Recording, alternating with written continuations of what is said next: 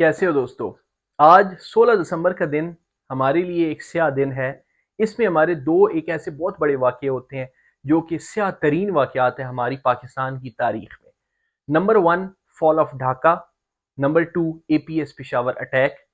سب سے پہلے میں ریکویسٹ یہ کروں گا کہ A P S Peshawar attack کے جو بچے ہیں ان کے لیے سارے لوگ سورہ فاتحہ اور دعا کر دیں۔ اس کے بعد ہم بات کرتے ہیں فال آف ڈھاکہ کی۔ فال آف ڈھاکہ جو ریزنز تھیں وہ کیا تھیں، اور ہم دیکھیں گے کہ اس سے ہم لیسنز کیا لرن کر سکتے ہیں۔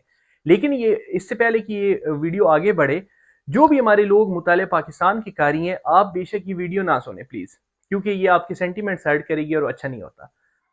معاملہ شروع ہوتا ہے 1947 کے فوراً بعد۔ جو ہمارا ایسٹ پاکستان تھا یعنی کہ بنگلہ دیش موجودہ، وہ خطہ تھا جس نے مسلم لیگ جہاں پہ بنی تھی، اور ان کا بڑا رول تھا پاکستان موومنٹ کے اندر ان کے لوگوں کا، بنگالیوں کا۔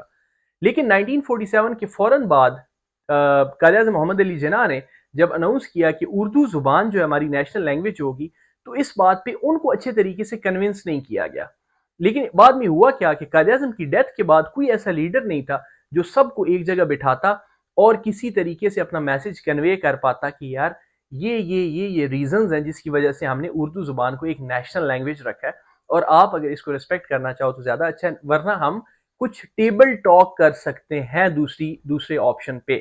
یہ نہیں ہوا تو 1949 میں عوامی مسلم لیگ بن گئی۔ آگے چل کے 1954 میں وہیں پہ الیکشنز ہوئے۔ ان الیکشنز میں انہوں نے بری طریقے سے ہرایا مسلم لیگ کو، جو اس وقت کی حکومتی جماعت تھی۔ حکومتی جماعت کس طرح تھی کہ کانسٹیٹیوئنٹ اسمبلی بنی ہوئی تھی جس کا کام تھا آئین بنانا، اس آئین میں سارے مسلم لیگ کے لوگ تھے۔ تو مسلم لیگ کو ان الیکشنز میں 1954 میں جو الیکشنز ہوئے تھے صرف 9 سیٹیں ملی تھیں، اور 223 سیٹیں عوامی مسلم لیگ نے لی تھیں۔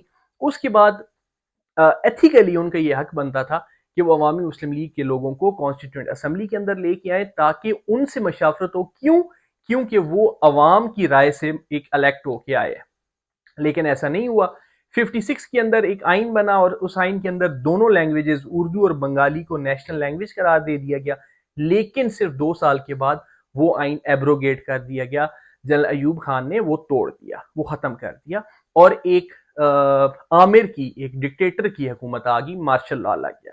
اس مارشل لا لگنے کے بعد سے 1960 سے لے کے 70 تک ہمارے اکنامک ریفارمز کی ڈیکیڈ رہی ہے، جس کے اندر پاکستان نے سب سے زیادہ ترقی کی ہے، لیکن وہ ترقی صرف ویسٹ پاکستان تک رہی، ایسٹ پاکستان تک نہیں گئی۔ 1965 کی جو الیکشنز ہوتے ہیں، اور فاطمہ جناح کو بہت زیادہ سپورٹ کیا تھا بنگلہ دیش سے، اس وقت کی ایسٹ پاکستان سے، لیکن وہ ہمارے ایک kind of most controversial elections ہماری ہسٹری کے، جس کے بعد جنرل ایوب خان صاحب پریزیڈنٹ آف پاکستان بن گئے، اور محترمہ فاطمہ علی جناح وہ الیکشنز ہار گئیں۔ اب اس سے ہم نے چیز کیا دیکھی کہ لینگویج کے بعد جو دوسرا ان کو سیٹ بیک دیا، وہ یہ دیا کہ ان کی جو مرضی تھی، ان کی جو ول تھی، اس کو کسی جگہ پہ رسپیکٹ نہیں دی گئی۔ 1954 کے الیکشنز میں 56 کا کانسٹیٹیوشن توڑ دیا گیا، وہاں پہ پولیس والوں کی وہاں کے لوگوں کے ساتھ جھڑپیں جاری تھی جو ان کی اسٹوڈنٹ موومنٹس تھیں۔ پھر 65 کے الیکشنز میں اسی طرح ہوا۔ تو اینڈ ریزلٹ کیا ہوا؟ اینڈ ریزلٹ یہ ہوا کہ وہاں پہ آپریشن ہوا۔ جب آپریشن ہوا تو فورسفلی کوئی چیز کبھی بھی نہیں روکی جا سکتی، اور وہ کوئی ایک ایسی موومنٹ نہیں تھی جو ہفتہ پہلے شروع ہوئی تھی، وہ ایک ایکیومولیٹو افیکٹ تھا ان 2 دہائیوں کا، 2 سے بھی زیادہ 3 دہائیوں کا، جو کہ لوگ وہاں پہ کر رہے تھے۔ تو ایٹ دا اینڈ کیا ریزلٹ نکلا کہ فال آف ڈھاکہ ہوا، ملک کا ایک خطہ ہم سے علیحدہ ہو گیا۔ یہ ایک وہ نقصان تھا جو کہ بہت بڑا نقصان تھا، اور اس بہت بڑے نقصان سے بعد ہمیں یقیناً مل بیٹھ کے ایک بات سوچنی چاہیے کہ اب اس سے لیسنز کیا لرن کیے جا سکتے ہیں۔ اس سے لیسن سب سے پہلا یہ لرن کیا جا سکتا ہے کہ فورسفلی کوئی چیز امپوز نہیں کی جا سکتی، اور لوگوں کی جو رائے ہوتی ہے اس کو رسپیکٹ دینی ڈیموکریسی کے اندر بڑی ضروری ہوتی ہے۔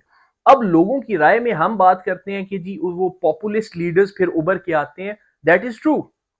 جس طرح کتاب ہاؤ ڈیموکریسیز ڈائی کے اندر بھی ایسی بات ہوئی ہے کہ پاپولسٹ لیڈر اس دنیا میں ابھی 21ویں صدی میں، جس طرح Donald Trump x president of U S, یا مودی صاحب جو انڈین ابھی پرائم منسٹر ہیں، یا مسٹر عمران خان جو ہمارے ایکس پرائم منسٹر پاکستان کے، یہ لوگ ابھر کے آئے تھے۔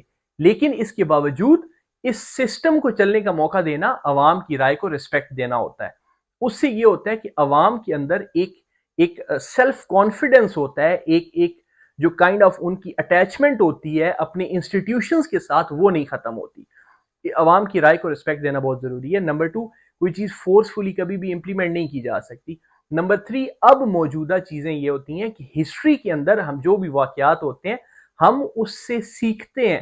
ہسٹری پڑھنے یا پڑھانے کا مقصد یہ ہوتا ہے کہ وہاں پہ جو واقعات ہوئے ہیں ان سے سبق لیا جائے۔ تو ان سے سبق لینے کے لیے سب سے پہلے ان کا ایک نیوٹرل انالیسس بڑا ضروری ہے۔ لیکن ہمارے پاس کیا ہو رہا ہے کہ ایک محمود الرحمان کمیشن 50 سال کے بعد اس کی رپورٹ ریویل ہو رہی ہے، پبلکلی ہم اس چیز کو ہمیشہ ہم نے کنڈیم کیا، ہم نے اس کی بات ہی نہیں کی ہے۔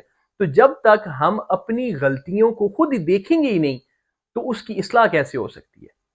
آج کے لیے اتنا ہی، اپنا بہت سا خیال رکھیے گا۔